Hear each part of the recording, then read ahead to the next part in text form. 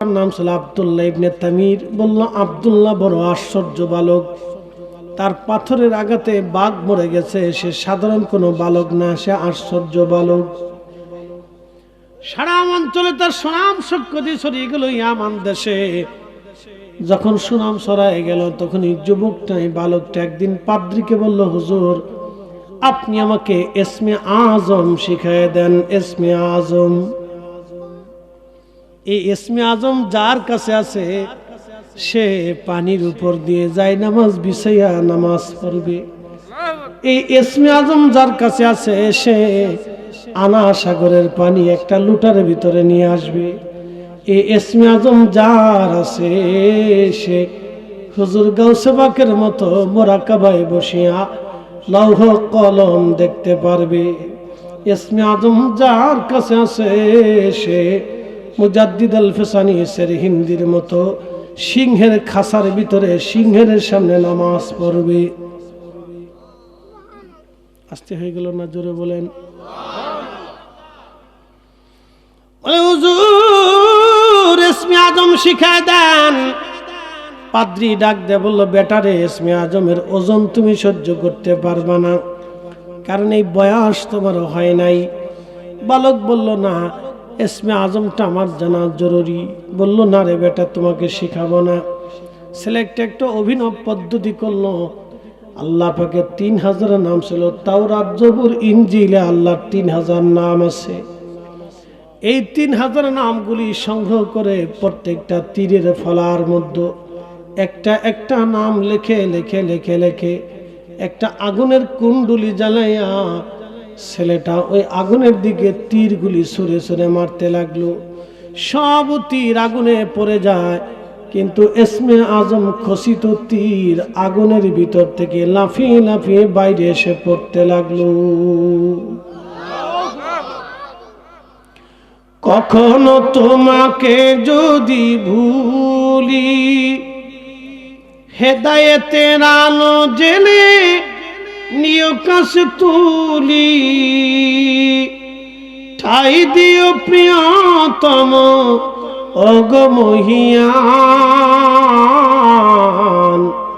তুমি রহমান তুমি মেহেরবান।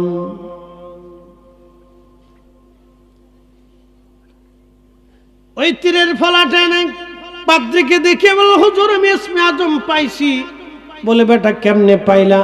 বলে, আল্লাহ 3000 নাম আমি তীরের ফলার মধ্যে লেখে আগুন জ্বালাইয়া সব কয়টা তীর আগুনের মধ্যে নিক্ষেপ করেছি, একটা নাম ইসমে আজম আগুন থেকে বের হয়ে আসছে।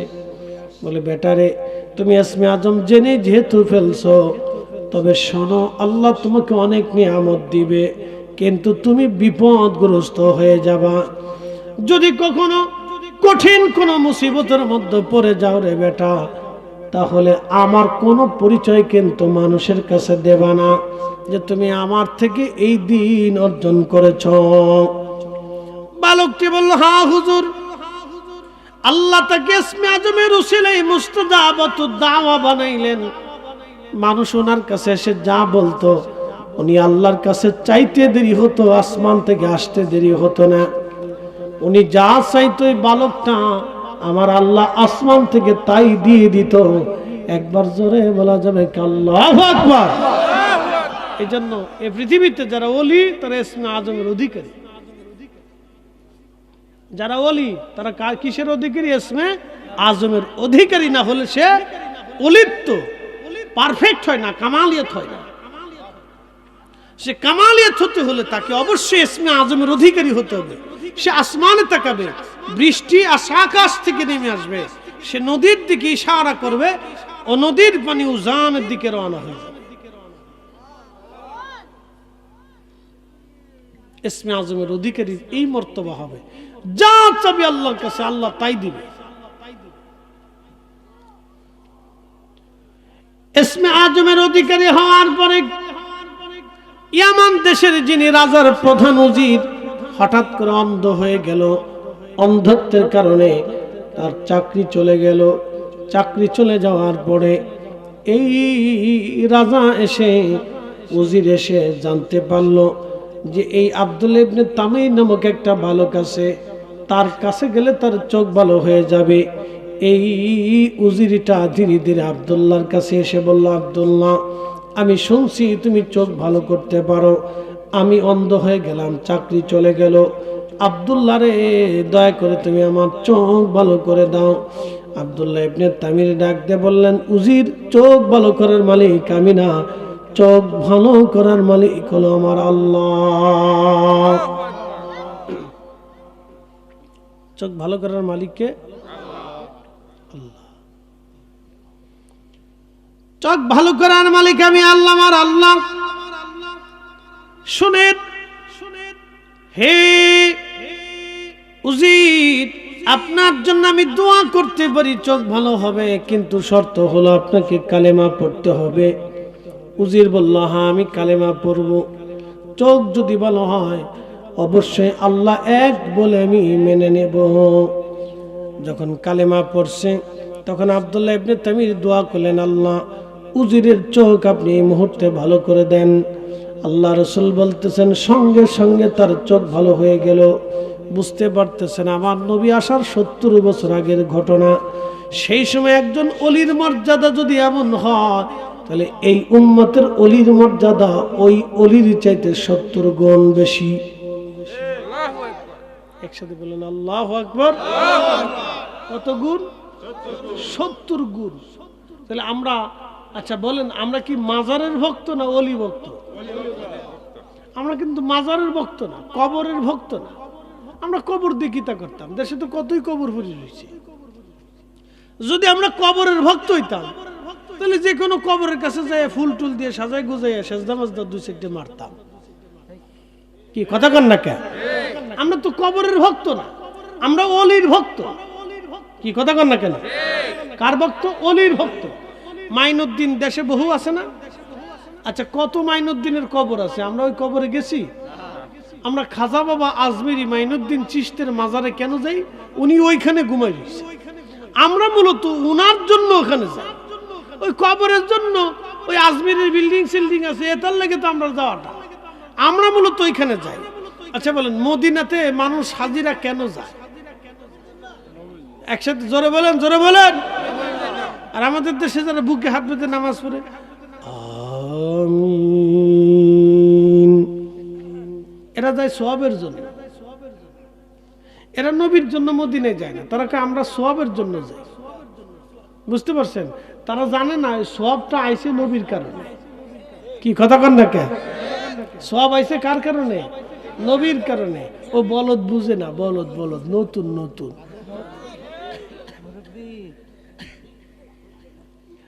বেলা পর মানুষ খুব মনোযোগ দিবেন। আল্লাহর হাবিব আল্লাহর নবী বলতেছেন, এই যুবকটা বালকটা মুস্তাদাবত দাওয়া হয়ে গেল, চোখ ভালো হয়ে গেল, চোখ ভালো হয়ে গেল। দোয়া করার সঙ্গে সঙ্গে ওই উজিরের চোখ ভালো হয়ে গেল। উজির এবার রাজদরবার যায়, কয় বাদশাহ আপনি আমার চাকরি ফিরিয়ে দেন, আমার চোখ ভালো হয়ে গেছে। বাদশাহ বললেন, উজির চোখ ভালো করলা কেমনে? আব্দুল্লাহ ইবনে তামির আমার জন্য দোয়া করেছে, আমার আল্লাহ আমার চোখ ভালো করে দিয়েছে। বলে, উজিরে আমি কি তোর খোদা না? তোর খোদা আবার কে? তখন উজির বললেন, না বাদশাহ, তুমি আমার খোদা হতে পারো না, তোমার আমার খোদা একজন, তিনি আমার আল্লাহ। একবার জোরে বলা যাবে আল্লাহু আকবার।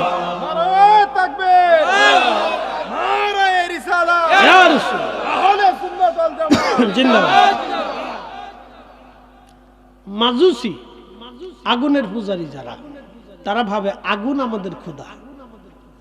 আমার দিকে তাকান, মাজুসি, এটা মাজুসি ধর্ম। তাদের বক্তব্য হলো আগুন আমাদের খোদা। এখন প্রশ্ন করি, জবাব দিবেন, আগুন কি একা একা জ্বলতে পারে? সে আরেকজনের সাহায্য নিয়ে জ্বলে। এবং আগুন কি ইন্ধন, খড়ি, লাকড়ি, জ্বালানি ছাড়া কি জ্বলতে পারে? ও জ্বালানি ছাড়া কিন্তু জ্বলে থাকতে পারে না, জ্বালানি তো লাগবে। তার মানে আগুন কিন্তু অন্যের মুখাপেক্ষী। যে অন্যের মুখাপেক্ষী হয় সে কি খোদা হতে পারে? সবাই খোদার মুখাপেক্ষী থাকবে, খোদা কিন্তু বান্দার মুখাপেক্ষী না। আল্লাহ বলছেন আল্লাহুস সামাদ, আমি কারো মুখাপেক্ষী না, সবাই আমি আল্লাহর মুখাপেক্ষী। একসাথে বলবেন আল্লাহু আকবার। আগুনের পূজারী যারা আছে মাজুসি ধর্মের, বোঝা গেল তারা অনেক বড় ভুলের মধ্যে আছে। কথা ঠিক কিনা? অনেক বড় ভুলের। আমাদের দেশে যারা সনাতন আছেন তারা, তাদের বুঝ, আমি মন্দ বলতেছি না, বুঝার জন্য বলতেছি, তারা গরুকে বলে দেবতা, গাভীকে কি বলে? দেবতা বলে। কারণ কি? গাভী দুধ দেয়, তো দুধ দেওয়ার জন্য গাভী যদি দেবতা হয়, আচ্ছা আপনারা বলেন গাভীরে খাবার যদি না দেন দুধ হবে? গরু রশি গলায় বাইন্ধে দিয়ে আপনি গোয়াল ঘরের মধ্যে একাধারে 7 দিন বেঁধে দিবেন, পানি দিবেন না, খাবার দিবেন না, কিছু দিবেন না, 7 দিন পরে দুধ পাবেন? গরুই তো হইতেন না, গরুই নেই। তো যেই গরু অন্যের মুখাপেক্ষী হয় সে কি করে দেবতা হলো? না, আমার যুক্তিকতা আছে কিনা? তারা তাদের বিশ্বাসে আছে, থাকুক, সেটা আমাদের ফাংশন না। ও বিশ্বাস নিয়ে পড়ে রয়েছে, থাকুক না। আমরা তাদেরকে দাওয়াত দিই তারা যেন সঠিক বুঝটা বুঝে। কথা ঠিক আছে না ভাই? আল্লাহ কবুল করুক বলে না আমি। তখন গাভী যদি দেবতা হয় তাহলে গাভী তো অন্যের মুখাপেক্ষী। কথা ঠিক কিনা? তাহলে যে অন্যের মুখাপেক্ষী হয় সে কি দেবতা হতে পারে? খোদা হতে পারে? খোদা হতে পারে না। এই জন্য আল্লাহ বলছেন আল্লাহুস সামাদ, আমি কারো মুখাপেক্ষী না, সব আমি আল্লাহর মুখাপেক্ষী। একসাথে বলবেন আল্লাহু আকবার। আচ্ছা, ডাক্তার কি দেবতা? আচ্ছা, ডাক্তারের কি রোগ হয় না? ডাক্তার কি মরে যায় না? যেই ডাক্তার কিডনি ডাক্তার, সেই কিডনির ডাক্তারও কিডনি রোগে মরে যায়। কথা ঠিক আছে না ভাই? যিনি যেই ডাক্তার সেই ডাক্তার সেই রোগেও মারা যায়। হার্টের ডাক্তার হার্টের রোগে মারা যায়। ডায়াবেটিসের ডাক্তার ডায়াবেটিসের রোগে মরে যায়। ডাক্তারও নিজের রোগ নিজে সারাইতে পারে না। তাহলে এখন কেউ যদি বলে যে ডাক্তার আমারে ভালো এই চিকিৎসা দিছে, ডাক্তার আমার দেবতা, এটি কি হবে? হবে না। এই জন্য কাজী দুঃখিত, এই জন্য রবীন্দ্রনাথ ঠাকুর একটা শ্লোক লিখছিলেন, রথ যাত্রা লোকারণ্য মহা ধুমধাম, ভক্তেরা পথে করিয়াছে প্রণাম, রথ ভাবে আমি দিব, পথ ভাবে আমি, এ কথা শুনিয়া হাসে অন্তর্যামী। মানে ভক্ত, রথযাত্রা শুরু হয়ে গেছে, ভক্ত পথের মধ্যে সেজদা দেয়, রথের সামনে সেজদা দেয়। রথ টানে, বুঝেন না? রথ আছে না, রথ টানে। এই রথ পথে সেজদা দেয়, রথে সেজদা দেয়। রথে মনে করে আমি দিব, পথে মনে করে আমি দিব। কাজে রবীন্দ্রনাথ ঠাকুর হাসতেছে আর বলতেছে না, এ কথা শুনিয়ে হাসে অন্তর্যামী। মানে প্রভু যিনি, সৃষ্টিকর্তা যিনি, তিনি হাসের, আরে পাগল, রথও দেবে না, পথও দেবে না, দেই তো আমি আল্লাহ। কি কথা কন না কে?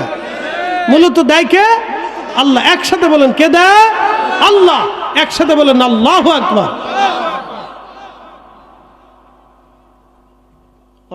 ভালোই বসেছে, খারাপ না। এই তাবারক নিয়ে আসেন না, ওইটা আরে করতেছি। তাবারকের গিরান্ডা লাগলে শরীরটা আর একটু তাজা হবে না, কেন এটা তো দেহের খোরাক। আর এখন আমরা যেটা নিতেছি এটা রুহের খোরাক। কথা ঠিক আছে না ভাই? এখন যেটা নিতেছি এটা কিসের খোরাক? রুহের খোরাক। প্রিয় উপস্থিতি, মনোযোগ দিবেন। বেলাবাসী, আল্লাহর নবী বললেন, এই উজিরকে ডাক দে, বলতেছে বাদশা আমি কি তোর খোদা না? উজির বলল বাদশা তুমি আমার খোদা না, আমারও খোদা যিনি তোমারও খোদা তিনি আমার চোখ ভালো করে দিয়েছেন। বলে উজির এই কথা তুমি শিখছো কার কাছ থেকে?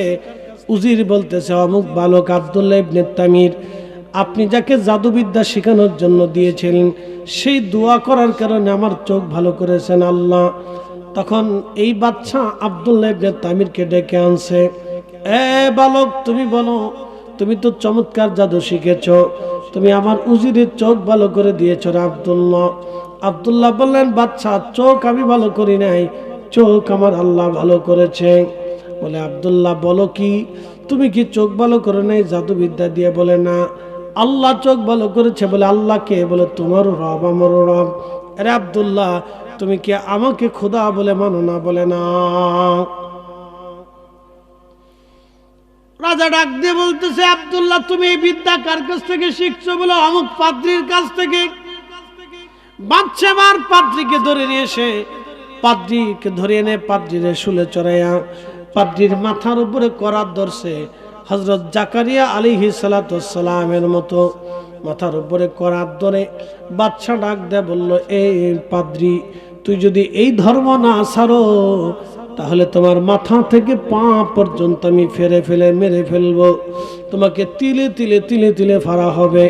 পাদ্রীকে এই বালক ডাক দেয়া বলতেছে, পাদ্রী এবার রাজাকে ডাক দেয়া বলতেছে, রাজারে, আমার জীবন চলে যাবে কিন্তু আমি আমার ঈমান বিক্রি করব না। একসাথে বলা যাবে আল্লাহু আকবার। তেলের গাড়ি তেলে চলি, হাওয়ার গাড়ি হাওয়ায় উড়ে, বিনা তেলে চালাই গাড়ি নবী সুলাইমান। আমরা সেই মুসলমান, ঠিক কিনা? আমরা সেই মুসলিম, আমরা সেই মুসলমান। বালক আব্দুল্লাহ ডাক দে বলেন, বাদশা উজির। এবার ওই পাদ্রী ডাক দে বলেন, বাদশা, জীবন চলে যাবে কিন্তু কালেমা দেব না। বাদশা বলল, তার মাথা ফাড়তে থাকো। মাথা ফাড়তে ফাড়তে ফাড়তে ফাড়তে তার মাথা থেকে পা পর্যন্ত ফেরে থেকে হত্যা করা হলো, কিন্তু এই পাদ্রী জীবন দিল, ঈমান দিল না। একসাথে বলবেন কি আল্লাহু আকবার। পাকিস্তানি মিলিটারি বাঙালির জিগা, এ তো হিন্দু না মুসলমান? বলে মুসলমান। মুসলমান তো কালমা বাতা, লা ইলাহা ইল্লা আনতা সুবহানাকা ইন্নী কুনতু মিনাজ জালিমিন। বলে বাঙালি তো জঞ্জালি হে, তো কালমা নেই, এ তো মুসিবত কি দুয়া है कि স্যার আমি মুসিবতে পড়িয়ে কালমা বলে ফেলাইছি, কালেমার কথা মনে নাই। আমরা বাঙালি হলো সুবিধাবাদ জিন্দাবাদ। রাত্রিবেলা স্লোগান দেবো, হ্যাঁ ঠিক আছে।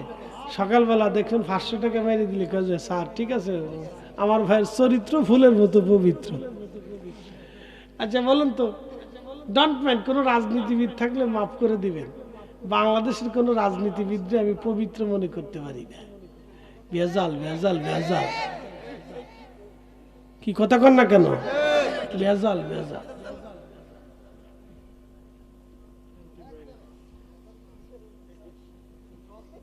পুরে ভেজাল, বুঝতেছেন না? সুবিধার লেগে একজনকে মসনদে বসাই দিয়েছে, তো খুব মনোযোগ দিয়ে সারা রাত চলবে আজকে। না রে তাকবীর, না রে রিসাল। হ্যাঁ ঠিক আছে, মুসল্লি করা, গরম গরম। শীত যেভাবে পড়তেছে মাশাআল্লাহ, বালা, অসুবিধা নেই, চলো। আরে কালকে উত্তরবঙ্গের সাথে তো আজকে এই আমাদের এই বঙ্গে শীত বেশি, কালকে উত্তরবঙ্গে শীত কম ছিল। হ্যাঁ, আল্লাহর পর সব আল্লাহর ইচ্ছে। তো মনোযোগ দেন। এই বালকটা এবার বাদশা বলতেছে, এ বালক, তুমি কি কালেমা ছাড়বা? বালক বলতেছে না। এবার বালককে বাদশা বলল, তার শুলে চড়াও। শুলে চড়াইয়া তার বুক লক্ষ্য করে যখন, বালকের বুক লক্ষ্য করে যখন তীর মারা হলো, আল্লাহ নবী বলতেছেন, ওই তীর বালকের বুকের মধ্যে না ঢুকে বালকের সামনে থেকে তীরগুলি ছুটে ছুটে বালকের সামনে পড়ে গেল। একটা তীরও বালকের বুকের মধ্যে ঢুকে নাই। একবার জোরে বলা যাবে আল্লাহু আকবার। কারণ কি? ইসমে আজম। জোরে বলেন, ইসমে আজম। বুকের ভিতর থেকে, বুকের মধ্যে তীর না ঢুকে বুকের সামনে থেকে পড়ে গেল। এবার বাদশা ডাক দেয়, বলল, বালক কি হলো? বলে, আমার আল্লাহ আমাকে বাঁচাইছে। বলে, দেখা যাক তোমার আল্লাহ কেমনে বাঁচায়। রাজা বলল, বালকটাকে নিয়ে যান ইয়ামান সাগরের মধ্যে, নিয়ে আরব সাগরের মধ্যে তারে ছেড়ে দিয়ে আসো। যখন তারা জাহাজে করে বালকটাকে সাগরের মধ্যে নিয়ে গেল, আল্লাহর কুদরতে ঝড় তুফানে সে রাজার সৈন্যরা মারা গেল। ওই সমুদ্রের ভিতর থেকে অলৌকিকভাবে এই বালকটা আবার হেঁটে হেঁটে রাজার দরবারে চলে আসছে। রাজা ডাক দে বলে, বালক তোমাকে কে বাঁচাইলো? বালক ডাক দে বলে, রাজা আমার আল্লাহ আমারে বাঁচাইছে। ইসমে আজম, জোরে বলেন ইসমে আজম, আল্লাহর ইসমে আজম নাম। এবার রাজা বলল, বালক দেখাচ্ছি তোমাকে, কে তোমাকে বাঁচা? রাজা এবার বলল, এই বালকটাকে পাহাড়ের উপর থেকে ফেলে দাও। বালকটাকে পাহাড়ের উপরে নিয়ে যাওয়া হলো। পাহাড়ের উপরে নেওয়ার পরে প্রচন্ড ভূমিকম্পে রাজার সৈন্যরা পাহাড় থেকে ছিটকে ছিটকে পড়ে মারা গেল। কিন্তু এই বালকটা অলৌকিকভাবে বাঁচে, আল্লাহ তাকে আবার রাজ দরবারে ফেরত পাঠাইলেন। এবার রাজা ডাক দেখে, বালক কে তোমাকে বাঁচাইলো? আব্দুল্লাহ ইবনে তামির ডাক দে বলেন, রাজা রে আমার আল্লাহ আমারে বাঁচাইছে।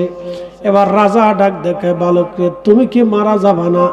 তোমাকে কি মারা সম্ভব হবে না? বালক বলল, হ্যাঁ, পৃথিবীর সৃষ্টির সবাই মারা যাবে, আমিও মারা যাব, তবে তোমাকে কিভাবে মারা যায় এটা আমাকে বলে দিয়ে যাও। বালক ডাক দিল, বাচ্চা ইয়ামান দেশের সমস্ত মানুষদেরকে আপনি ডাকবেন, ডাকিয়া একটা বিরাট বড় প্রান্তরে মাঠের মধ্যে আমার শুলে চড়াইয়া আপনি একটা তীর ধনুক হাতে নিয়ে বলবেন, বিসমিল্লাহি রাব্বি হাযাল গোলাম, আমি এই বালকের প্রভুর নামে এই বালকের দিকে তীর নিক্ষেপ করলাম। এই কথা বলে যখন তীর আপনি সেটা ছুঁড়ে মারবেন সবার সামনে, তখনই আমি মারা যাব। এর আগে আপনি হাজার চেষ্টা করলেও আমাকে মারতে পারবেন না, মারতে পারবেন না, আমাকে মারা সম্ভব না। একবার জোরে বলা যাবে কে মারা হবা? কুতিলা আসহাবুল উখদুদিন নারি যাতিল ওয়াকুদ ইদহুম আলাইহা কুউদ وهم على ما يفعلون بالمؤمنين شهود।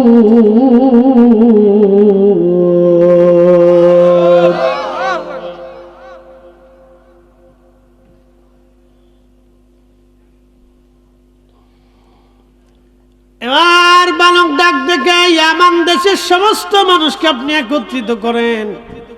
এক জায়গা করার পরে সব মানুষকে যখন আপনি এক জায়গা করবেন, এক জায়গা করার পরে আমার শোলের মধ্যে চড়াইয়া আমার মুখ লক্ষ্য করে, আমাকে লক্ষ্য করে তীর ছুঁড়ে মারার আগে বলবেন, বিসমিল্লাহি রাব্বি হাযাল গোলাম বলে আপনি ছেড়ে দিবেন।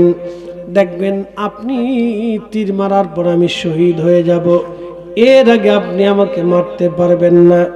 বাদশা ইয়ামান দেশের সমস্ত মানুষদেরকে জড়ো করলেন। জড়ো করার পরে তীরখানা হাতে নিয়ে বালক আব্দুল্লাহকে শুলের মধ্যে চড়াইয়া তারা মাথা লক্ষ্য করে একটা তীর ছুঁড়ে মারল। বিসমিল্লাহি রাব্বি হাযাল গোলাম, তীরটা ছুঁড়ে মারার পরে তীরটা তার মাথার মধ্যে এসে লাগলো। শহীদ হয়ে গেল বালকটা। যখন এই বালক শহীদ হয়ে গেল, শহীদ হয়ে যাওয়ার পরে লক্ষ লক্ষ ইয়ামানবাসী ডাক দেয়া বলল, তাহলে এই বালকের ধর্মই সত্য, এই বালকের খোদাই সত্য, আমরা এই বালকের প্রভুর উপরে ঈমান আনলাম। আমরা সবাই বললাম লা ইলাহা ইল্লাল্লাহ, আল্লাহ ছাড়া আর কোনো ইলাহা নাই, কোনো মালিক নাই, কোনো রব নাই। একবার জোরে বলা যাবে কি মারহাবা? মারো ইয়া রাসূল, ইয়া রাসূল।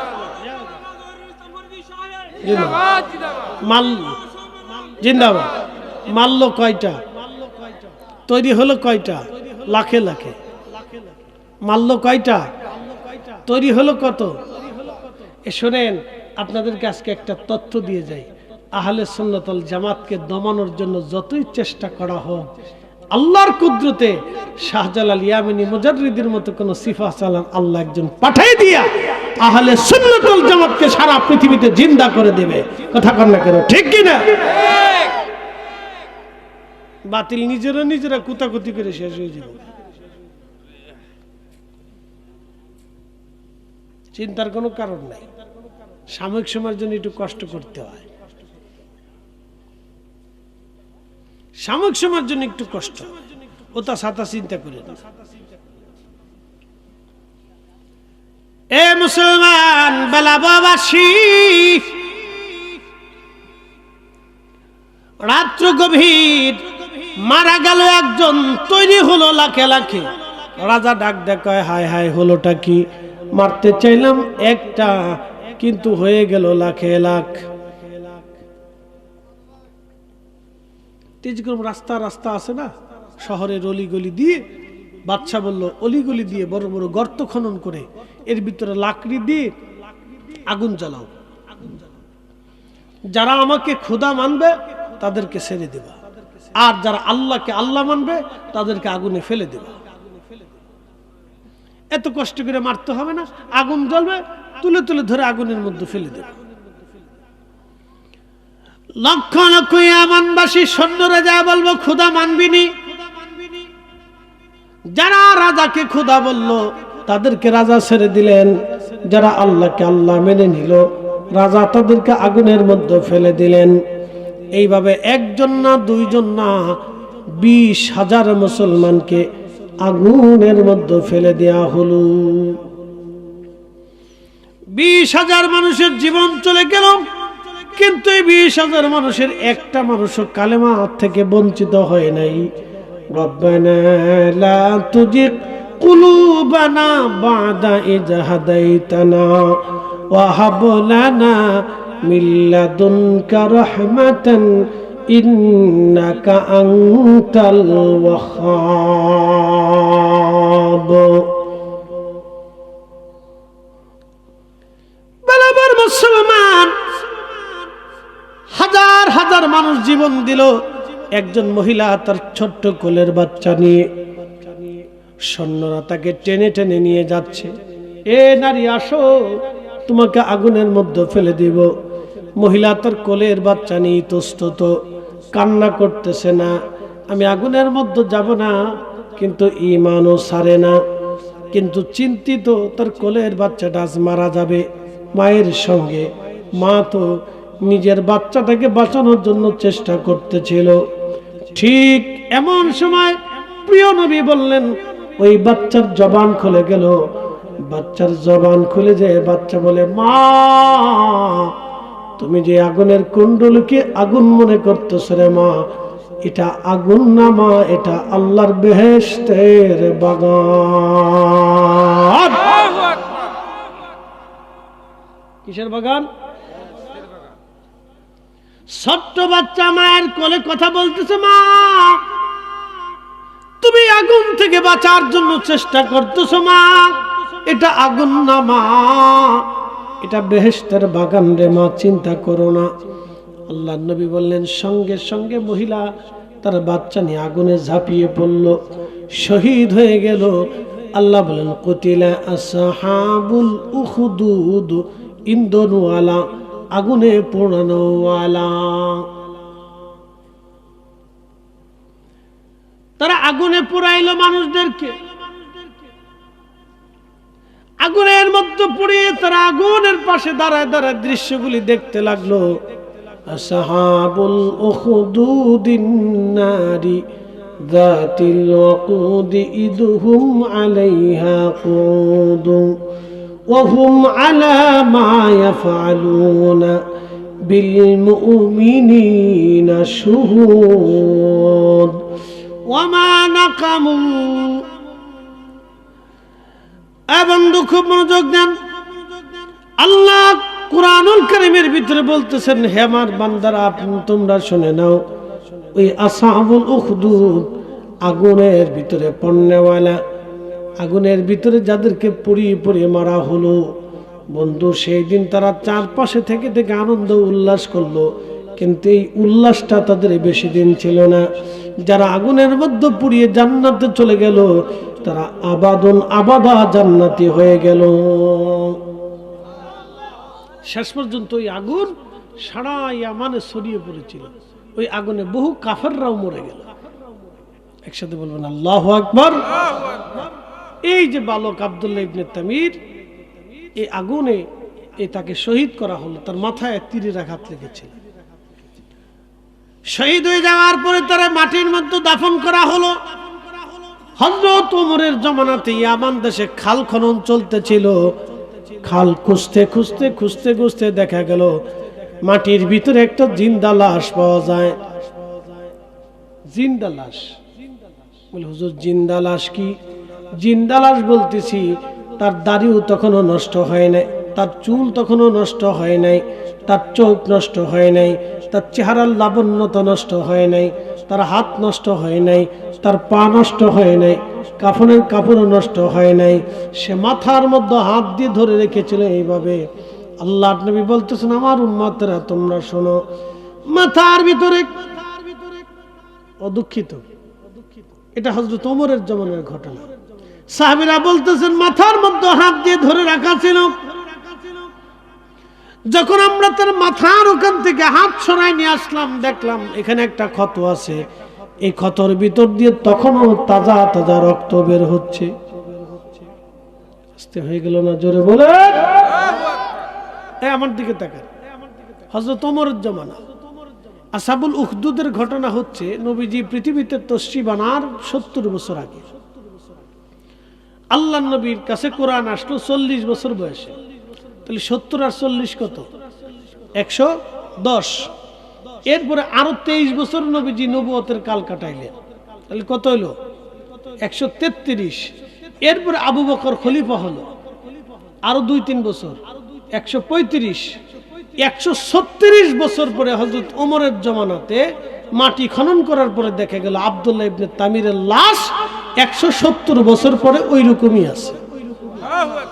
আস্তে হয়ে গেল না? জোরে বলেন, জোরে জোরে জোরে জোরে। আল্লাহ কয়জন? জোরে বলেন। তাহলে আমাদের নবী আল্লাহ রাসূল, এতে কোনো সন্দেহ নাই, তিনি শ্রেষ্ঠ, এতেও কোনো সন্দেহ। আব্দুল্লাহ ইবনে তামির হযরত ওমরের কাছে চিঠি লিখলো, সাহাবা কিরাম, ইয়া আমিরাল মুমিনিন, আব্দুল্লাহ ইবনে তামিরের লাশ পাওয়া গেছে, আমরা কি করব? তার কি জানাজা পড়ব? তখন তিনি বললেন, না, সে আল্লাহর নেক ভক্ত বান্দা, তাকে দাফন করে দাও, মাটির ভিতরে শুয়ে দাও, আবার কবরস্থ করে দাও, জানাজার প্রয়োজন নেই। 136 বছর পরে তার কবরে লাশ ওইভাবে জিন্দা, তখনও তাজা রক্ত বের হচ্ছিল। তো বুঝতে পারতেছেন যে যারা আল্লাহর পথে শহীদ হয় তারা জিন্দা, এজন্য আল্লাহর ওলিরা জিন্দা। কথা বলেন ঠিক কিনা? তাহলে আমরা কি মাজার ভক্ত না অলি ভক্ত? অলি ভক্ত। আল্লাহ আমাদেরকে বুঝার তৌফিক দিক বলে না আমি।